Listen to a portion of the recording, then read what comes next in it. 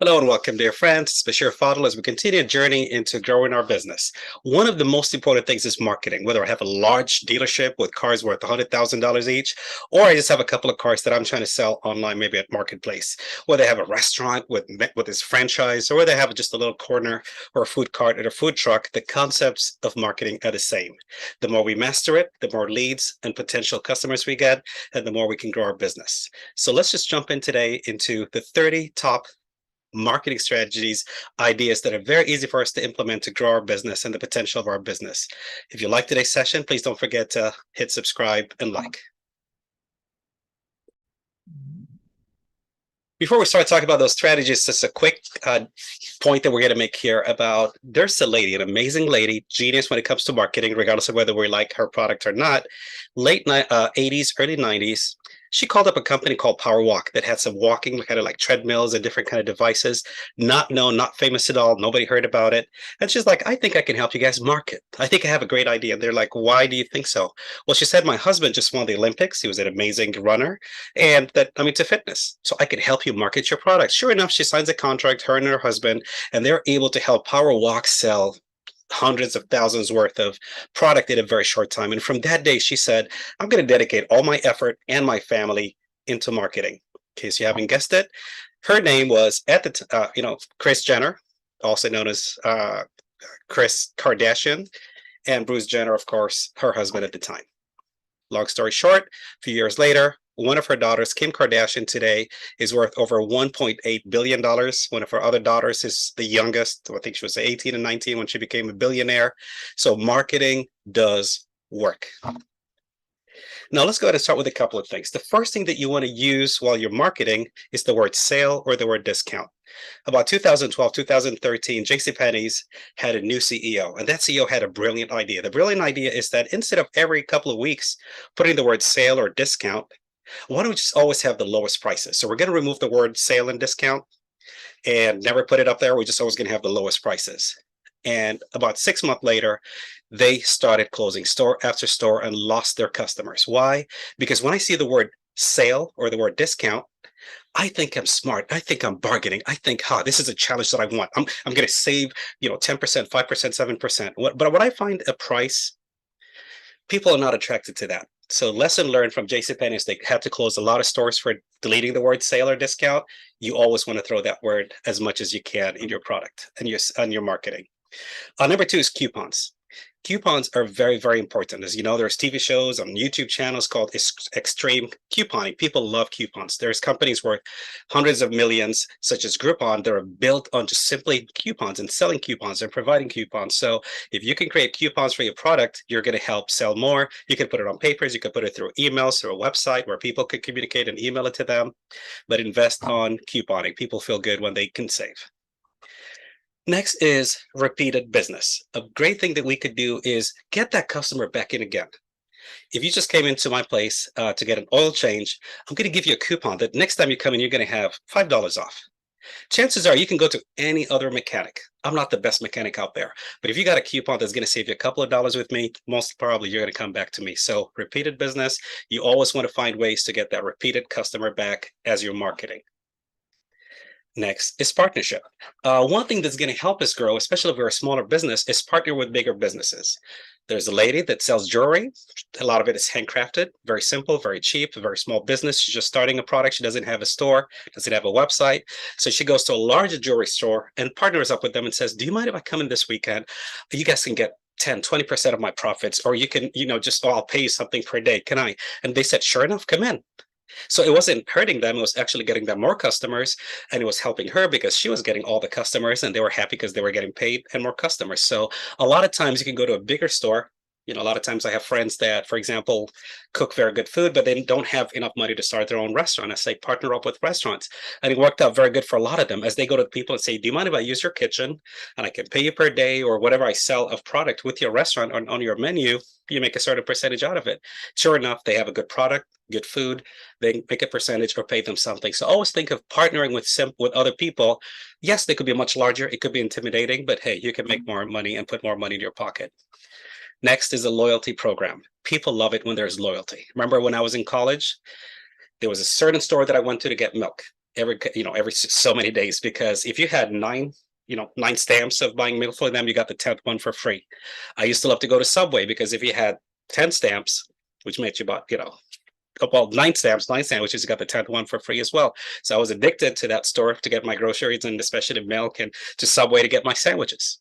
So loyalty programs works. I travel a lot, on a regular basis. Every couple of weeks, I'm traveling somewhere, sometimes even more.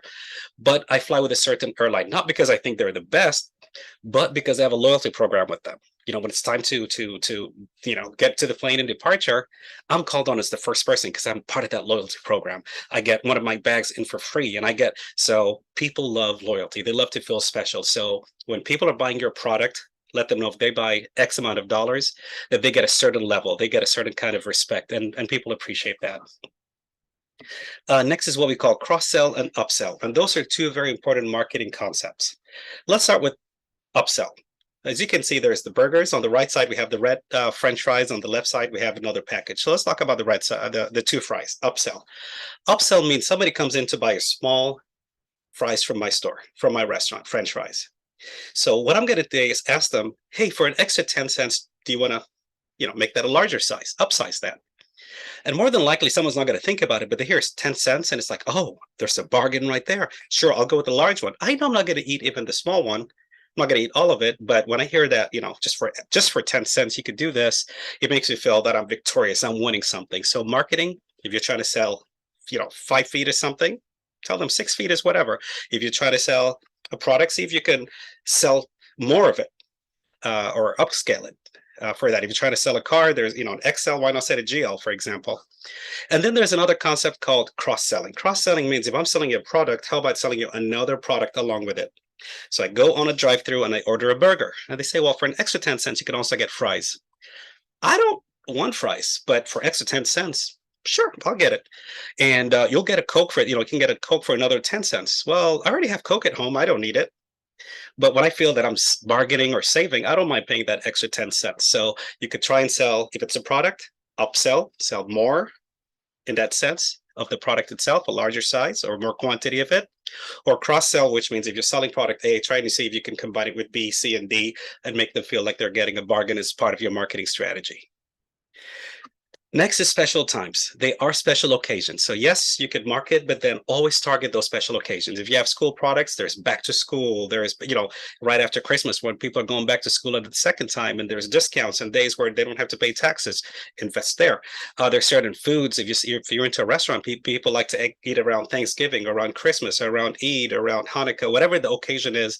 There's special times that people like to wear certain things and eat certain things and dress a certain way and buy certain products. So try and see what the calendar looks like and plan ahead so you can have certain promotions at those times. Next is build relationships. A lot of people think marketing is just putting a flyer out there or putting an ad out there and just forgetting about it. A big component of a successful marketing campaign is building relationships with people. You want them to feel like you're volunteering, you're donating, you're mentoring, you're helping. So do some surveys, do a little bit of study of your customers on your website, or even if people are visiting your store, don't hesitate to put a survey. Would you please tell us what you think of our food or our what you bought from us, and have that. If there's a day of an occasion going on, sponsor that day. If I have a restaurant, I'm just starting new at my place of worship, church, mosque, temple, whatever, I'll say, hey, this Sunday I know there's a potluck. We're going to provide some of the foods. We're going to provide the desserts, and just build that connection. Then put your business card.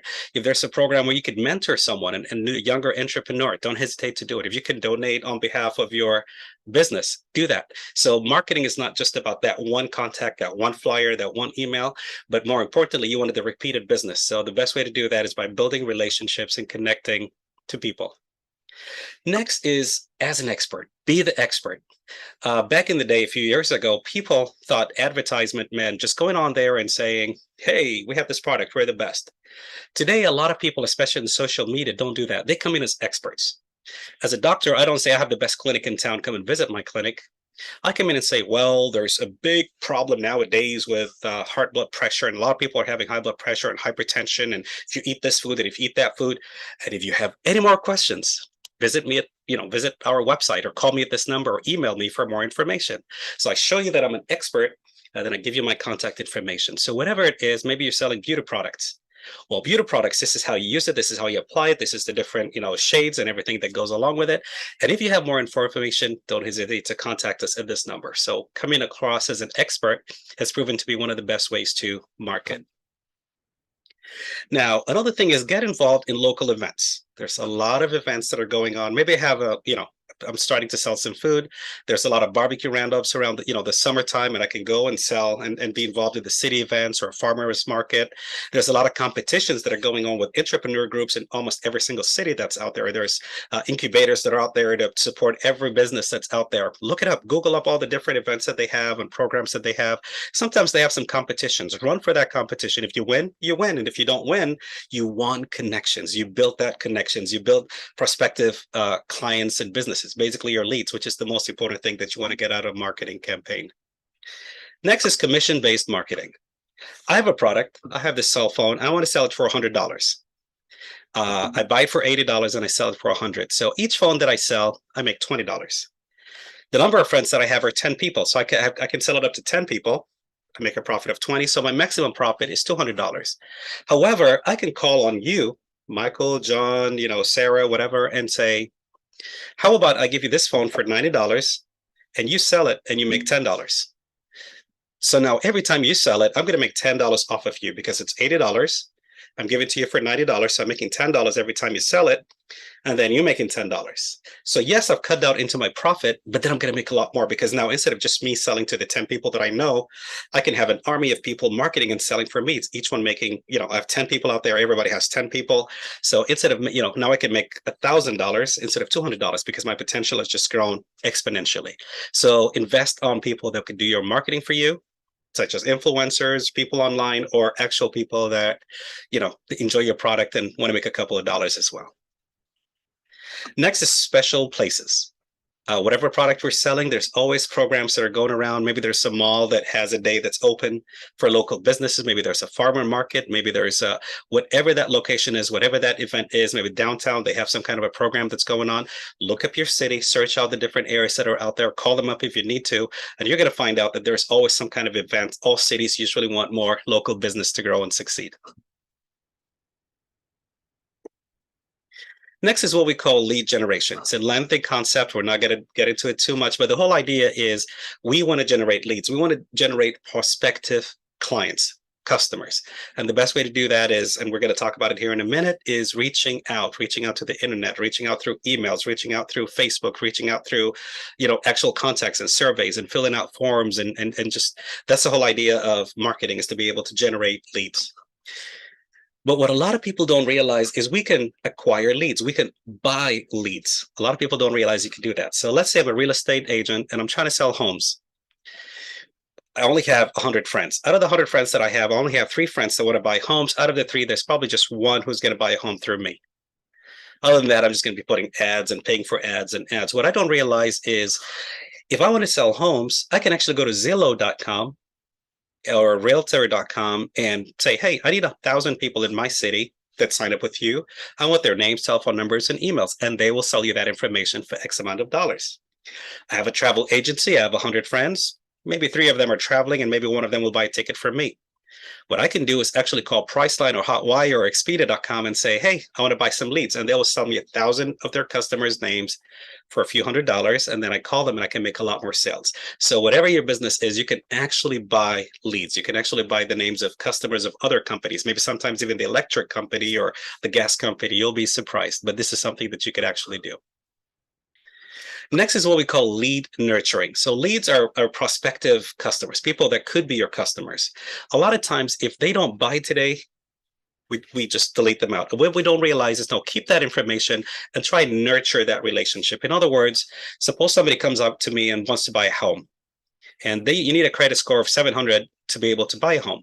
And their credit score is 500. What do? Just say goodbye, done? No. I can stay in contact with them, and for the next 3 or 4 months, regularly email them. Here's where you can go to kind of clean up your credit and make sure you bring it up. And where is it now? 550, it's up to 600. Okay, very good. Well, you need to do this and do that. And there's different homes in the market. So I keep that lead warm. until they reach that 700 point. And now they have that loyalty with me and friendship with me that it's easy for me to sell them, or I'll be the first realtor they wanted to get in touch with. So you can always build relationships. Just because they're not ready at this point or qualified at this point, nurture that relationship. You'll be surprised. Lead qualification, and that's what we're talking about. You always want to look at things such as budget, authority, need, and timing. Long story short, it just means that sometimes you don't want to spend too much effort with a customer or potential customer that's not going to buy your product or cannot afford your product or doesn't have an interest in your product. Just because somebody comes into, I sell Rolls Royce. And just because this person comes in that works at the place making $5 an hour and has a terrible credit, comes in every day and wants to test drive the Rolls Royce and seems very interested, doesn't mean that I spend a lot of time with that person as a customer, because there's no way he can buy that car.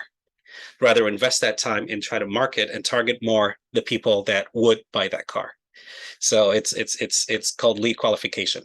It's kind of a science, so it makes it easy for us. Next is what we call lead enrichment. And this is especially for, once you establish that business and you're growing your business, you can actually add supplemental information about other businesses. So suppose I have a company called Bashir. I can go into Sales Navigator, LinkedIn Sales Navigator, or something called Zoom Info, and find out more about that person or more about the company and the different departments within the company and how much their revenue is and their contact information and their organizational chart from websites such as Zoom Info or LexisNexis or such as LinkedIn Sales Navigator. So there's a lot of more information we can get about our customers readily there to buy. Now, promotional products. There's a lot of websites such as Vistaprint. So what Vistaprint and a lot of those websites do, they allow us to do all of our marketing material, physical material. So if I need a business card, if I need stickers with my business name, if I need shirts and T-shirts, either promotional or for my employees and staff, if I need flyers, if I need all of those different things, there's websites out there where you can go in and design it under 5 minutes, have it printed and mailed out to you. So all the things that we find out, in open houses, those different signs or banners or stickers or business cards or promotional products, that pen that has the name of my business or phone covers and accessories, all of that, if you go to a website such as vistaprint.com, boom, it's readily out there. A lot of people got into social media and forgot that, quote unquote, legacy media is still up and running. Newspapers, radios, TV, billboards still work magic. That's why if you ever watch American Idol, you're going to find the 3 judges always have Coke, Coke, Coke in front of them, because Coke is spending hundreds of thousands of dollars in what we call product placement. They always want to see that Coke. So when you're done, you want to go buy Coke. And that's kind of their way of marketing it. So yes, don't hesitate to put some ads on radio, as long as the audience is the audience you're targeting. Newspapers, TVs, as long as the TV show is around the audience that you're targeting and the subject that you're targeting. And billboards, they still work. Next is marketing consultant. The reason I have this slide is because, we generally can use that because you want to focus on your business. Sometimes you don't have time to focus on marketing. So it's very easy for you to go into a website like Fiverr, which is FIVERR.com. And you could just search marketing and you'll find a lot of people that are willing to work for $5, $10, $15 an hour. Those are people that have a lot of marketing experience, and they're willing to do your website. They're willing to do your business cards, your promotions, your social media, and everything else. So don't hesitate to reach out. But there's another point. All the slides after this are about social media and online. And we have some people that are very smart and already know it and are very clever when it comes to social media and online stuff. And we have some people that are just new to it. So if you're new into social media, instead of saying, I can't build a website, I can't do Facebook, I don't like Instagram and TikTok, you can go out to Fiverr and get the best of the best people for a few dollars to do all that work for you. So just learn the concepts as we're going over it here the next couple of slides and see how you could leverage that by using those people as a resource for your business. So let's look at a couple of things. Number one, we need social media presence. Nowadays, if you don't have a social media presence, if you don't have a website, a Facebook, a Instagram, a TikTok, the Twitter, whatever, you don't exist. So make sure that you have that. If you can do it yourself, perfect. If you can't, just find someone from Fiverr or any other those places. And for a very low cost, they can have you there. Number two is prepare your social media marketing, which means I can do it myself, or I can have one of those people help me create maybe 4 or 5 videos that sells my product. So let's say I'm selling this cell phone. What do? First off, I'm going to have about 4 or 5 different videos about the cell phone, how to use it, ease of using it, different sites. I'm going to have about 4 or 5 articles available, 4 or 5 different, just pictures and stuff of it. And then day one, I'm just going to load all of them into Facebook, Twitter, Instagram, website, YouTube. Second day, boop, boop, boop, third day, fourth day. So you want to prepare as much material and then post it through all the different social media kind of channels that you have available to you. Next is social media engagement. One of the biggest mistakes a lot of people do with marketing is they think, create a beautiful video, beautiful flyer, put it out there, and I'm done. Absolutely not. You want to keep your customers and leads and people out there excited and engaged. In other words, if you put an ad out there, 3 people might jump in and say, oh, I love the cell phone that you're selling. Excellent. And one person might say, I hate it. So you want to get engaged with them. You want to reply back to them. 3 people that say they will like it. Thank you so much. We really appreciate your feedback, and we can't wait until you come in next month when we have this new product. Keep them engaged. For the one person that says, I hate this company, I hate this product, we are very sorry about this, sir. Please, or ma'am, please don't hesitate to explain to us what your concern was. We look for addressing it. Keep them engaged. They feel that there's a sense about feeling special to a business, and that way you would really be able to grow. That's one of the greatest things you can do in marketing as well. Next is you want to keep track. There's a website called meetup.com. They also have an app. The nice thing about Meetup is whatever you're marketing, whatever you're selling, you can go in there. Suppose I go into a new town and I'm into sports. I can type in soccer and it shows me everybody that, all the different teams and groups out there that are involved that are looking for people to join. So if you want to do marketing, if you have a certain product that you're selling, whatever program there is, just go to Meetup, type it up, and you'll be surprised the number of people that have the same hobby, the same interest, and could collaborate with you in whatever you're doing. Next is Facebook, YouTube, and Google Ads. A lot of times we're on YouTube, after 3 or 4 minutes of watching a video, boom, an ad pops up. If you're on Facebook and you're just scrolling down, boom, an ad pops up. You could do the same thing. A lot of times we think it's very expensive. What we don't realize is it's very, very specific and targeted. So you can create an account and do a Facebook ad or a YouTube/Google ad, and you could say just $5, $10 a day. And basically you get to choose. You get to choose that I have a product. This is for men between the age of 18 and 28. I just want it in my city. Or for families that have a restaurant. So I'm looking for people in this zip code or in this specific area. And that ad just targets those people. So if I live in that city, I will see it. If you don't live in that city, you'll never see it. If this is, a product, a beauty product for women only women between this age group are going to see it. Other women not living in this zip code, not in this area group, are not going to see it. So ads in Google, YouTube, and Facebook are very, very convenient. They're very easy. Play with it, and you could start with a very low budget, just a few dollars, and see how much you get. And the nice thing about it, there's very powerful dashboards and reports that show you exactly how many people saw it, how many people clicked through it, and you can evaluate, is it a good idea? Am I making money out of this or not? And if you're making money, why not grow it? Next is hashtags and collaboration. So here's an example of a friend of mine that's selling a home, and guess what? She's making shout outs or hashtags to other people. You always want to collaborate with people online.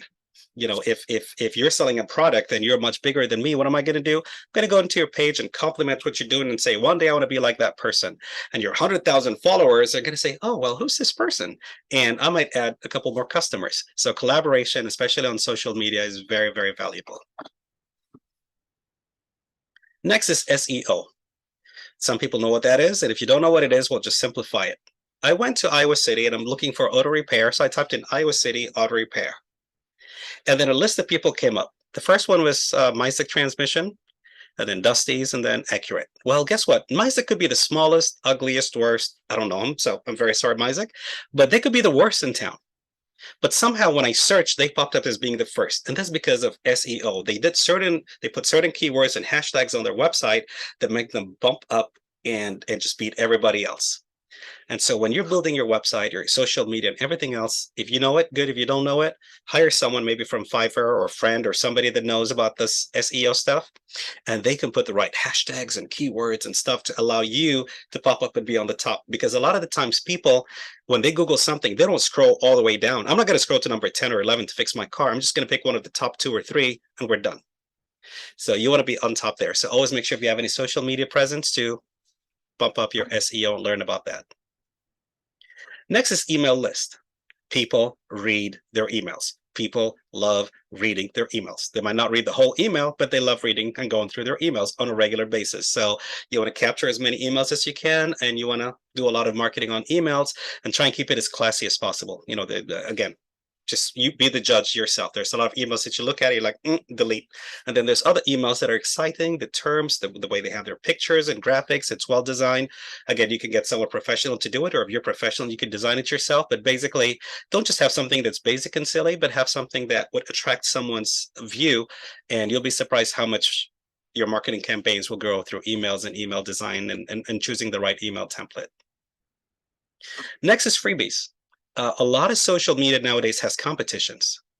The first person to do this, or the first person to help us do this, or if you do this, you're going to win a gift card, for $15 from Macy's or from this store. So on my channel right now, if I was to put, the first person to implement, 2 or 3 of those strategies and show us that they win a $25, guess what?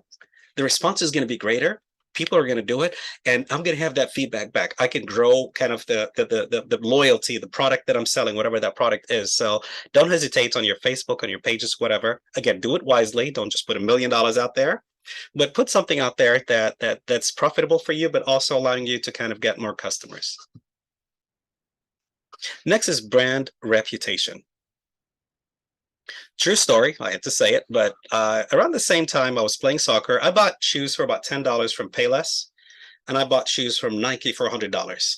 I had a shoe for $100, a shoe from Payless for $10. 6 months later, my Nike tore apart. I could not play with it. I had to throw it away. Payless, 4 years later, alive and kicking. However, I'm embarrassed to tell people that I bought a shoe from Payless, even though it stayed for 4 years and was good and I played soccer with it. But I can tell everybody that I bought the shoe from Nike, even though it didn't last 6 months with me. Not anything against Nike, just it didn't last 6 months with me. That specific one for $100. Why? Because Nike has brand reputation. We are the best when it comes to sports gear, or Adidas, whatever your preference is. But basically, that's what you want with your product. When you're marketing, don't just talk about cheap prices and think that price is everything.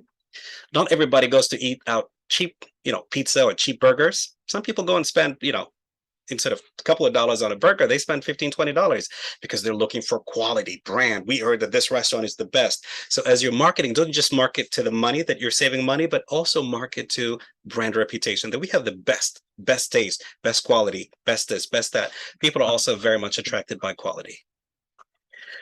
Next is online stores. And by online stores, we're not talking about your website. We're talking about if you're trying to sell a product. A lot of people don't realize that you can list your product on Walmart.com. You can list your product at Target.com. You can list your product at eBay.com. You can list it at Amazon.com. All you have to do is search it. I mean, the lady below, man, made hundreds of thousands of dollars selling at Target.com some cookies.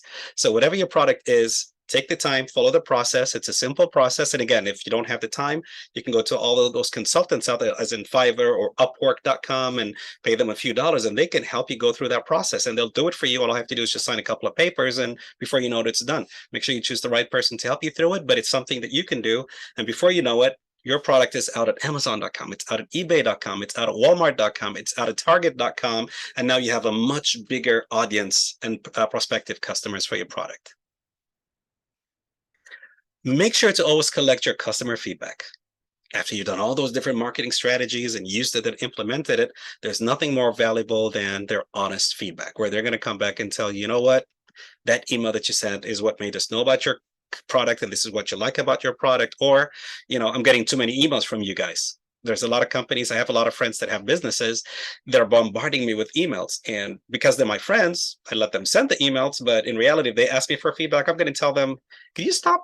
Just send me once a quarter, not like every week. I really don't need that, So again, feedback is very important to kind of gear up and kind of see what can I tweak about my marketing.